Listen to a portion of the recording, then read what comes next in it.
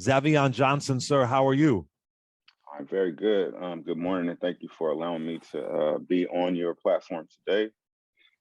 Yes, thank you for being here. I've covered a couple of stories where somebody has been wrongfully convicted of assaulting their child, and your story is really powerful. But let's just start here. This happens to you when you're 18 years old in Sacramento, California, in Yes. 2001. So before we get into the case, just tell me the teenager that you were, the young man that you were at 18 years old. Yes, so I am the oldest of seven children. I was raised primarily off and on by my grandmother and my mom. I grew up all my life basically in Sacramento. Um, Very good kid. Like I say, tried to just do all the things that my mom taught me, my grandma taught me, just keeping those morals, keeping those principles and values. Never been in trouble with the law, never strayed toward that path of wanting to even experience what jail or losing my freedom was like. um Fast forward to my teenage years.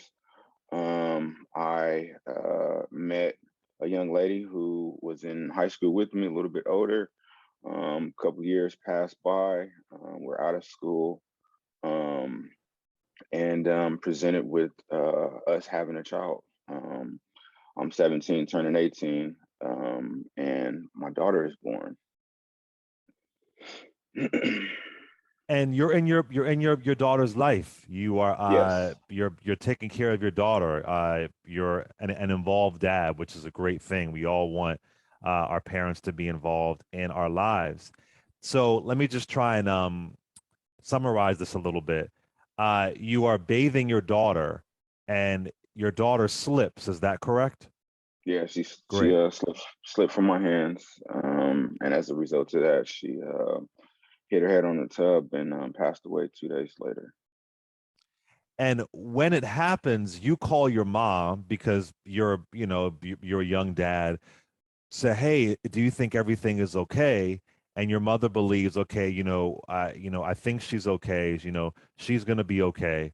And sadly, like you said, she passes away, your daughter, and her name was Nadia. Is that correct?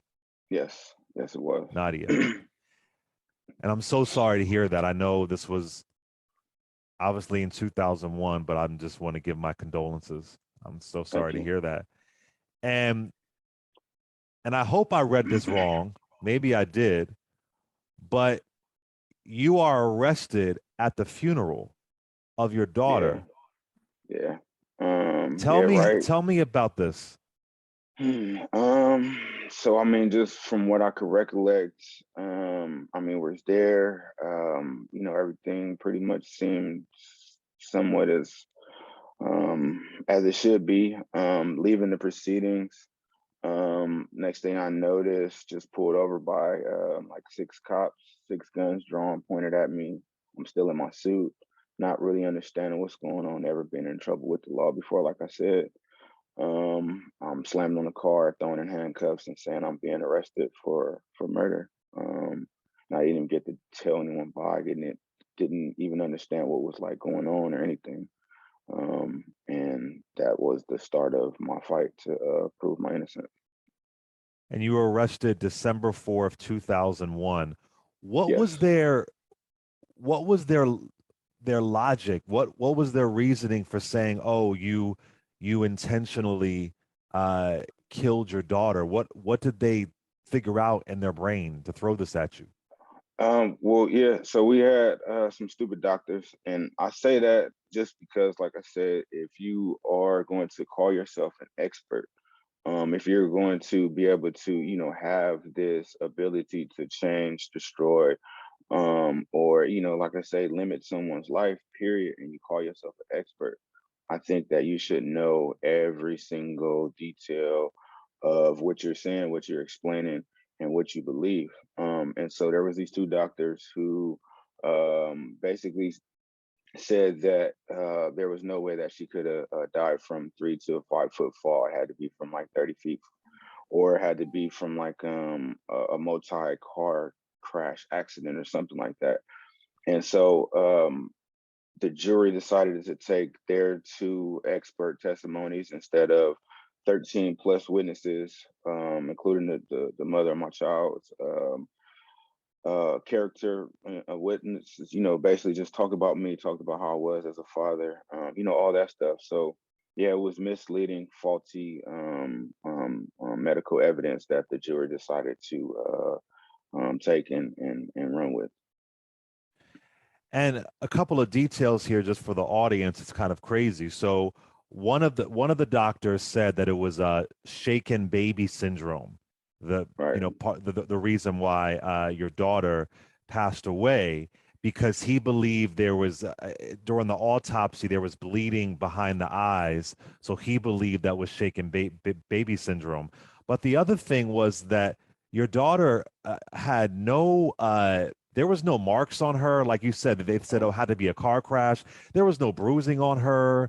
There was no bodily harm to her. There was one Right. mark she had on her forehead from like a toy. But there was nothing on her whatsoever that would think that this child was being abused or that, it was being assaulted in any kind of way. And this one doctor says that, oh, I'm sorry, too, but didn't other doctors testify and say, this looks like this was an actual fall. There's nothing else on this child to indicate anything else. Well, see, that's the thing. So, like, when you are you don't have, proper legal representation, Mm. you're very limited in resources. You're very limited in the chance to really, really fight. You're at a real disadvantage. And so, I was not warranted that opportunity. I believe I was warranted cross examination from my trial attorney, and yeah, he didn't combat what they were saying, and so, like I say, ultimately the jury decided to go with those two people's expert testimony, who both recanted their testimony years later, which is, Wow. I mean, it's 16 years, 4 days too late, a second too late, a month too late. But just to know that someone can recognize a mistake, can recognize a wrong that they did. Um, it I'm on the fence with it, because like I said, my I have not wavered, my always stood on this side of being a loving father, being the man who I was, the young man who everyone states me to be or stated me to be back then. And so, for that to be in jeopardy from two people who never knew me, yeah, it hurt. Let me ask you, I've covered a lot of these where it is a horrific testimony or an expert opinion that gets somebody behind bars wrongfully. Do you think these doctors knew at the time? Do you think that they knew that there was no way you could have killed your daughter? Uh, Yes. why do you think that they lied? I think it's race, for me to be, how I look, for me to, and it sucks for me to say that, but yeah, like I say, it just goes, um, there's a lack of concern, there's a lack of compassion, there's a lack of understanding, and to the point to where people just don't care. They're just going to say, do, and you just got to just be in these shoes, being a young black male, being a young person of color, and yeah. Yeah, seeing you as a criminal and saying, Right. well, Right. there's no way And that this could have happened. right. And even the mother of your child testifying that this was not what these quote unquote doctors are saying. I do got to ask you this: as you are in this trial, you're arrested December of 2001. The trial doesn't happen until for the following year in 2002. Yeah. Uh, how are you emotionally, spiritually, just enduring this trial because you're dealing with the death of your daughter and you're in this racist, corrupt criminal justice system. Just how is your spirit and your soul getting through this?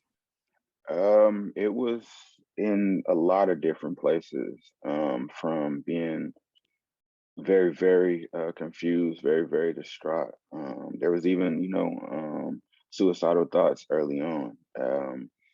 And then, I just had to, say, hey, fight, continue to fight. My mom, she always was a lady of faith. My great grandma was always a lady of faith. So, I kind of, just linked on that, linked on, trying to find peace. And I didn't do it by myself. So yeah, there was a lot of prayers. There was a lot of stuff that I wasn't aware of, not just from me, but from family and friends. And that kind of got me through. But then, like I say, the fact of your innocence, that will always give you that extra drive to figure it out.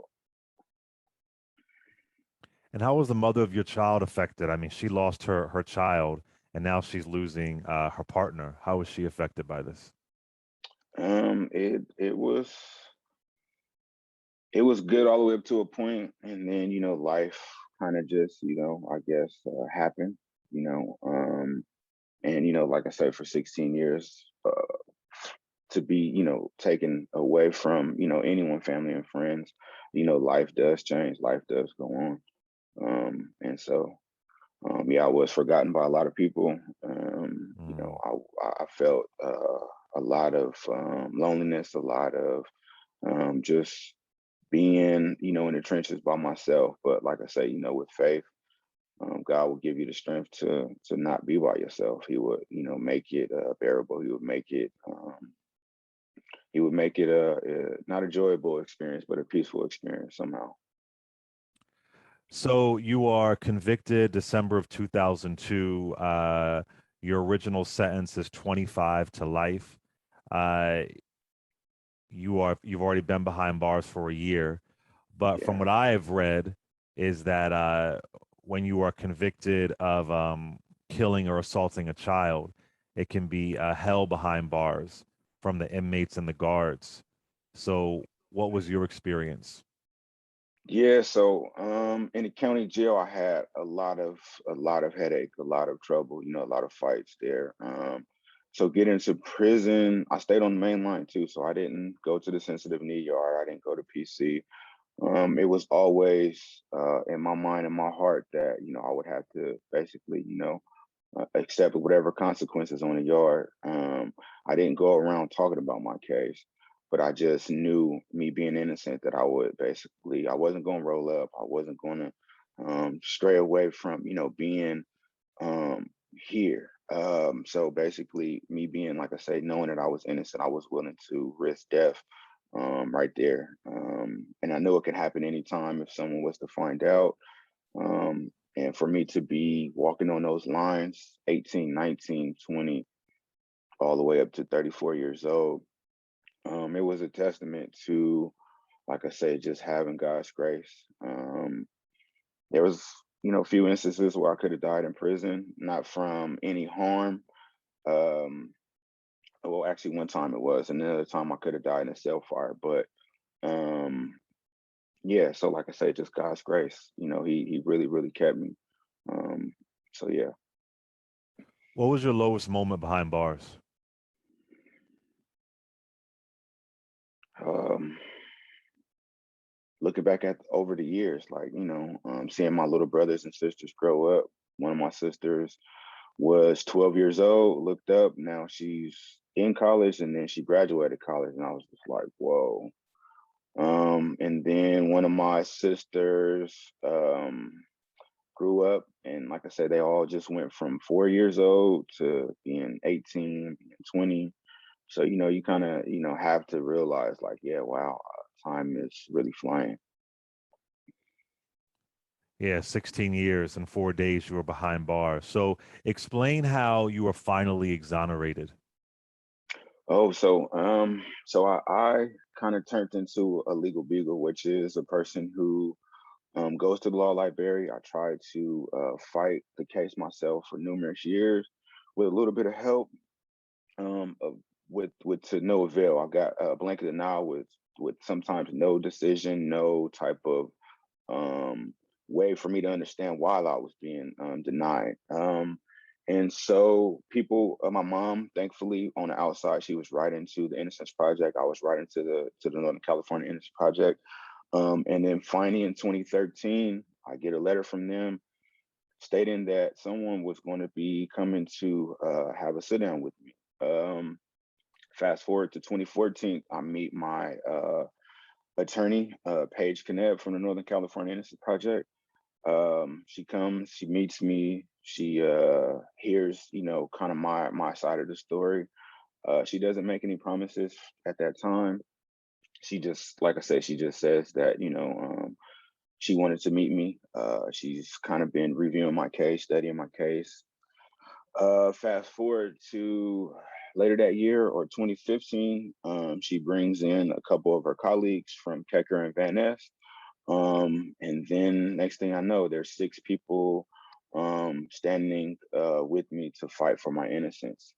Um, and ultimately, like I said, um, the two expert witnesses recanted their testimony, and basically said that they got it wrong. I mean, there was a whole bunch of other, medical stuff that I'm not privy to, but just for the simple fact to make it easy, they Did they say how they got it wrong? Did they explain what they were thinking? Did they? did- How do you get that mm, wrong? It's just so yeah, crazy. so I too much didn't really get to fully get to hear anything from them Mm, because, like I say, the DA and all of them, they conceded before we had a chance to get to court. So yeah, when I went to court on December 4th, there wasn't no arguing from the other side. They basically mm. conceded, and so yeah, um, yep. Wow. Any apology? Any ownership? Anything? Yeah, I had a chance to meet the medical path. What do they call the people? The medical Pathologist? examiner, or the Examine. pathologist. I met Hmm. he was the head guy. He was the main guy that the prosecutor was going. I met him a couple months later. And he expressed his remorse. He shook my hand, gave me a hug. And we both kind of cried together. And mine was more so disappointment. Mine was more so anger, but also just relief. Like, I just hope that he don't do this again. I hope that he just retires. But yeah, but like I said, it was a minute, a second, a week for surely 16 plus years too late. But yeah, I mean, you went behind bars at 18. You were released at 34 years old. I mean, all of yes, his. If he did any work on any other cases, that medical examiner that should be re-examined. I mean, this is a right, huge. I mean, right. again, I read a little bit of the story. It just, I'm not a medical examiner. It just didn't make sense. It's just like, where's the, it's yeah, just bizarre. Right. And sadly, the state of California has not compensated you at all. Correct? Yeah. So, oh man, California. And then just having the capital in my home state, like having the capital in my home city. Yeah. I feel ashamed to even represent California. I feel ashamed to even live in my own city. I live in the Bay Area. My great grandmother's still living, and so all that stuff. My daughter's buried there in Sacramento, but for me to get released in a paper suit, like with no money, no bus token, no sense of direction to figure out how to find my life that you guys took. um it still doesn't sit well with me. And compensation, it's not so much about money. It's about the time that I can't get back. It's about the experiences that I lost out on. It's about me still being complacent in the world, right?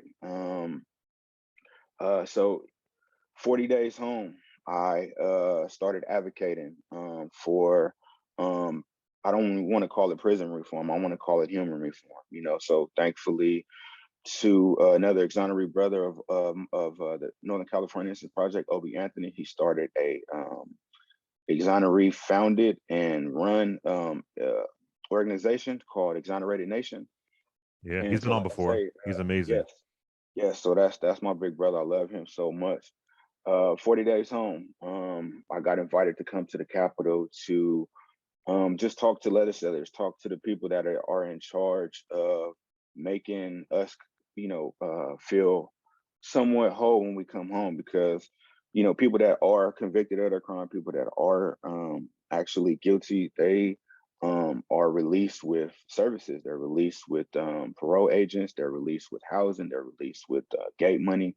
They're released with all these things to kind of just help them get on their feet. And once again, like I say, they are guilty. But for us, the population, I believe it's 217 of us to date. We, like I say, we get released with absolutely anything. So if Yeah, our Mr. family, Johnson, I want to yes, make sure people really, because when Mr. Obi Anthony was on, folks thought that he said it wrong. I want to make sure folks really understand that when you are wrongfully convicted and you are yeah, released, they give you nothing. When you no, are released and you weren't your sentence wasn't vacated, you get some kind of help. But when you were yeah, wrongfully behind bar, and I'm not saying the folks who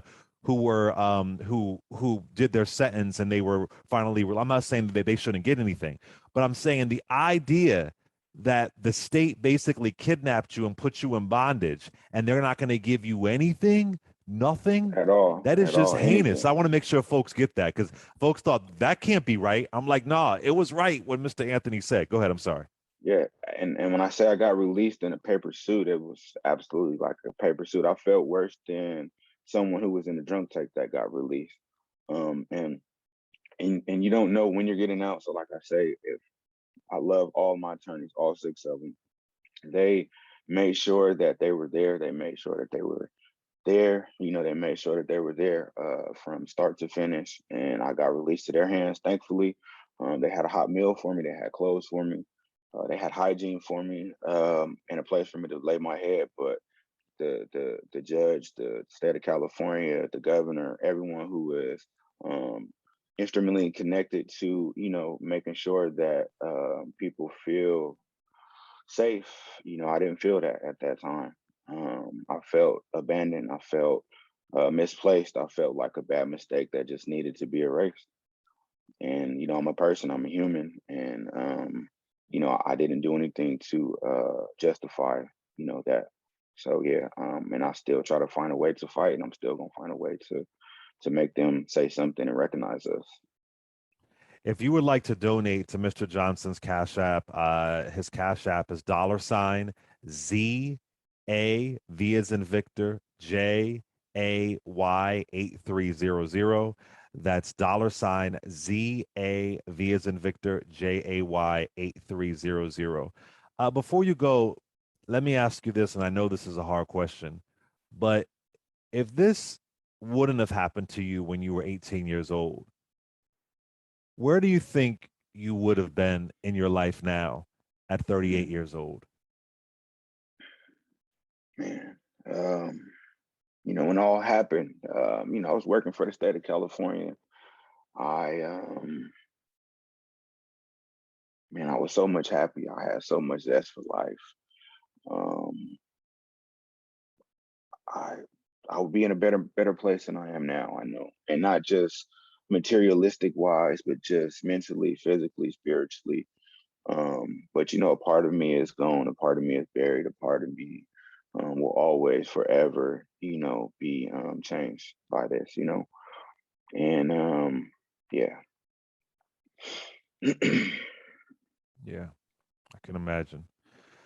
I want to thank you so much for sharing your story. It's really Yes. important. I highlight these stories every single week. I'm never desensitized to it. I'm from Philly. Uh, it's just whether it's Cali, Pennsylvania, Mississippi, Arkansas, it's just this is a nationwide issue. And I hope the liberal state of California makes some changes to make sure Yeah. folks who are wrongfully convicted are taken care of. Or I shouldn't even say taken care of, but just treated right. Just do the right thing. Some kind Yeah. of Do the right thing. yeah, that's it's not even a taken care of thing. Like they yeah. Is there anything else you want to leave us with, Mr. Johnson? Just educate yourself. Please keep doing this. Please, allowing the platform to be here for us. Keep, allowing yourself to be the microphone for us. Really appreciate it. Like I say, the work won't stop until you guys stop meeting us, until, but yeah, so for right now, the fight will continue, and I just thank you guys. Thank you. And just continue the education, please.